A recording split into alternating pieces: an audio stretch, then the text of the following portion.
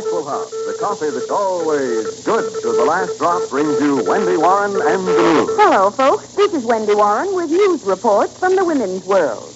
But first, here's Douglas Edwards with the latest headlines. The government rested its case this morning in the Alger Hiss perjury trial. Assistant U.S. Attorney Thomas Murphy completed his case after the third witness had testified. Today's witness, Benjamin Fearsheim, stenographer for the House On-American Activities Committee, took the stand to say that what appeared to be a discrepancy in Whittaker Chambers' testimony actually was a mistake that he, the stenographer, had made. Federal Judge Kaufman then excused the jury of 10 men and 2 women until Monday, so the defense attorney can enter the customary motions. In Washington, Judith Copeland took the stand and in her own defense again today, and again she testified that she has always been loyal to the United States.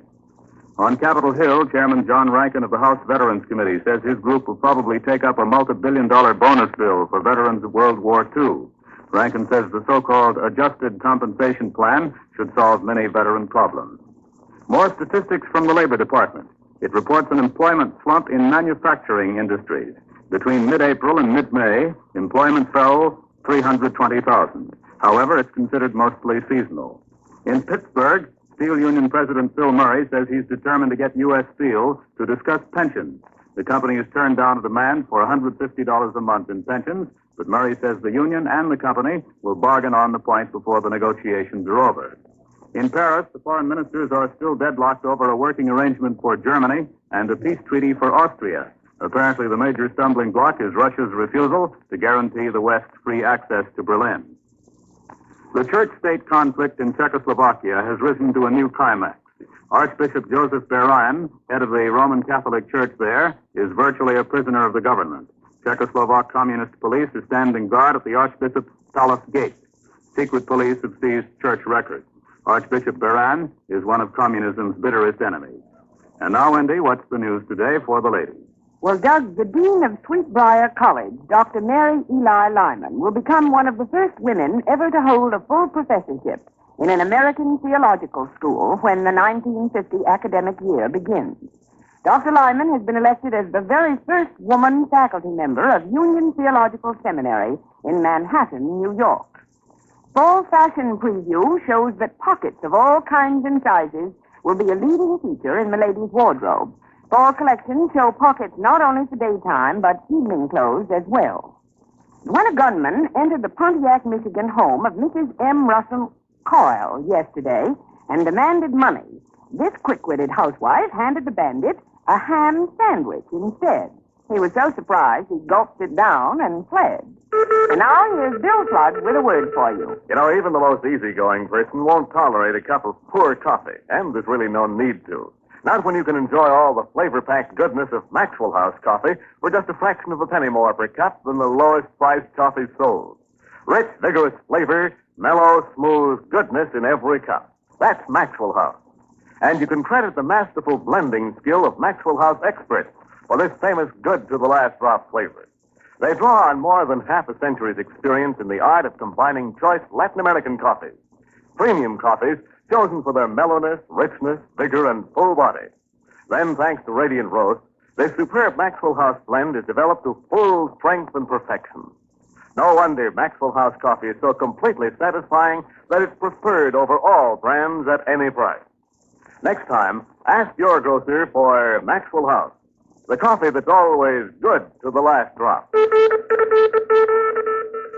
Off the air. Oh, joy, it's the weekend again. You should say that again, Wendy. Me for the shore. Oh, by the way, there's a phone call for you in the control room. Bob made with the signal before he ducked out. Oh, thank you, Bill. Don't get yourself all blistered on the beach. I learned my lesson 2 weeks ago. See you Monday. Right.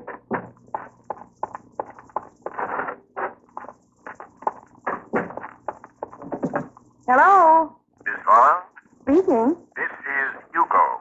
You. Oh, yes, of course. I'm calling from the drugstore at 53rd and Park. You will meet me here in 5 minutes. I beg your pardon, I will wait for you here. Please come quickly. but I don't understand. What do you want? I am not prepared to say over the telephone. Much better we talk in person. I'm afraid Miss Warren, I am not concerned with whatever appointments you may have. It will be necessary for you to cancel them. I will expect you shortly. Hello? And what's this all about?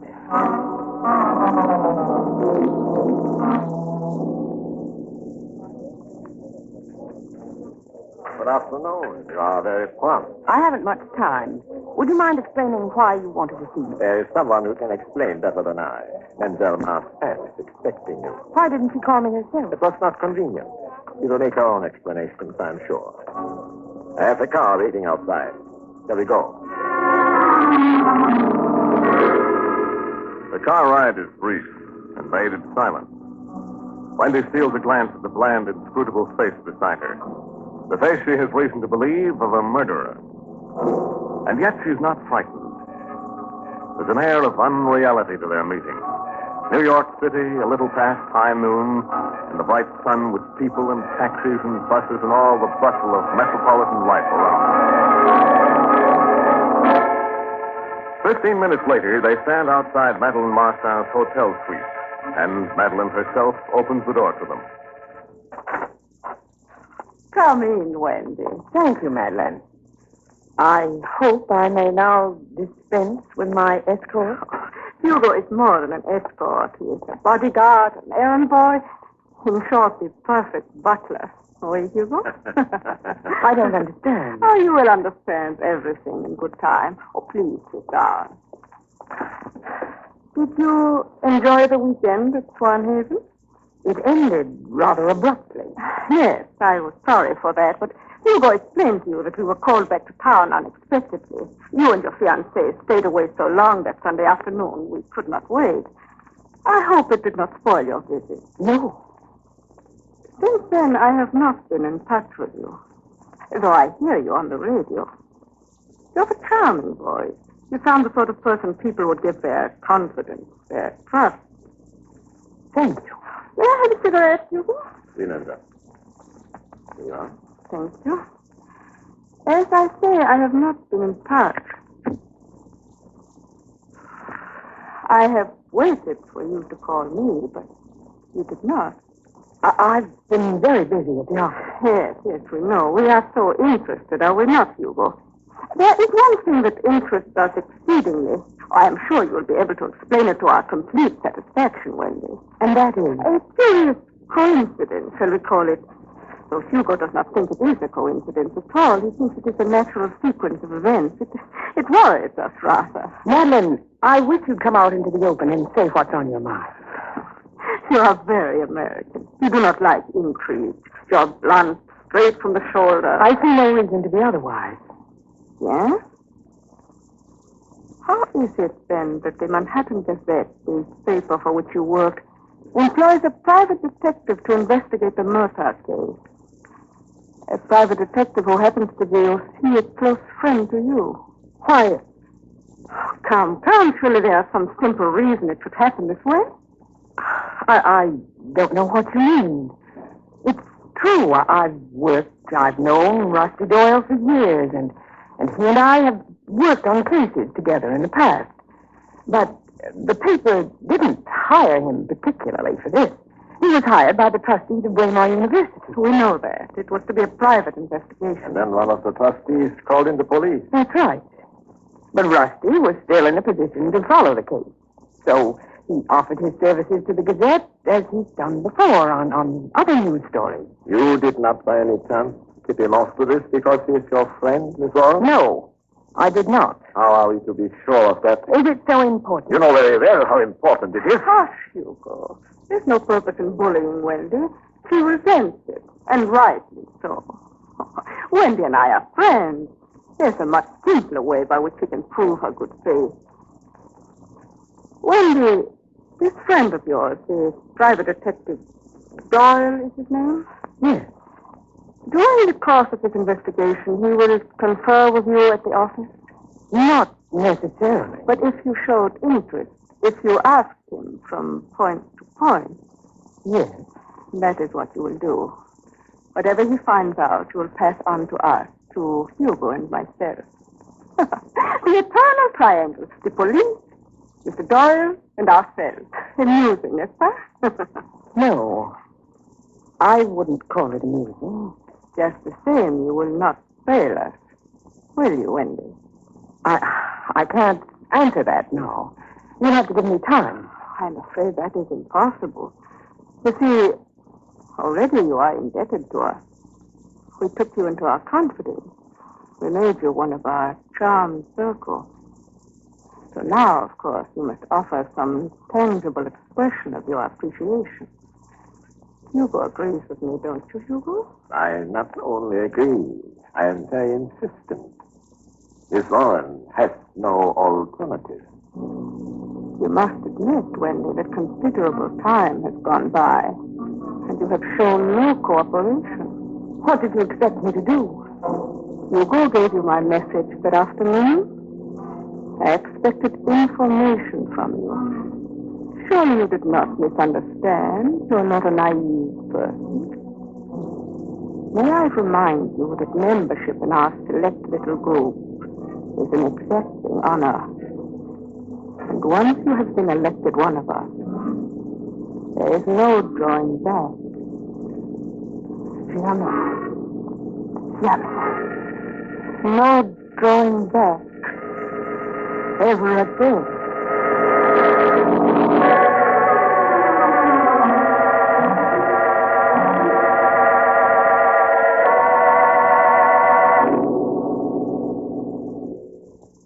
No one doubts the law of cause and effect.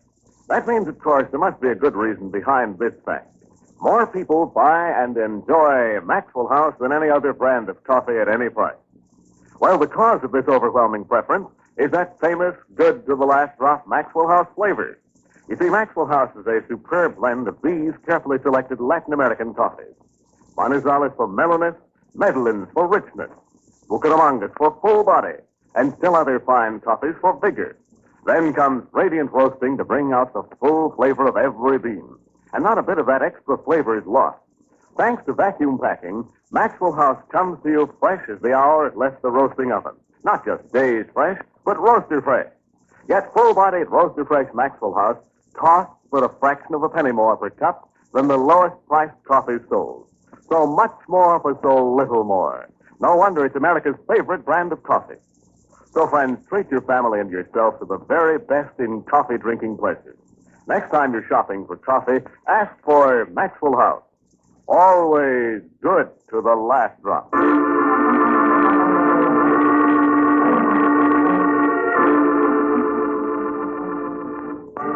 Throughout this meeting, there's a part of Wendy that watches the scene and all its ugly implications. A silent observer. Cool, poised, calculating. A part that knows no fear, no hesitation.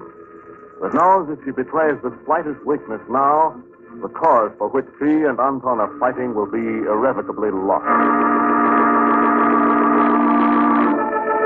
Be sure to listen at this same time Monday for Wendy Warren and the News. Brought to you by Maxwell House, the coffee that's bought and enjoyed by more people than any other brand. Maxwell House, the coffee that's always good to the last drop.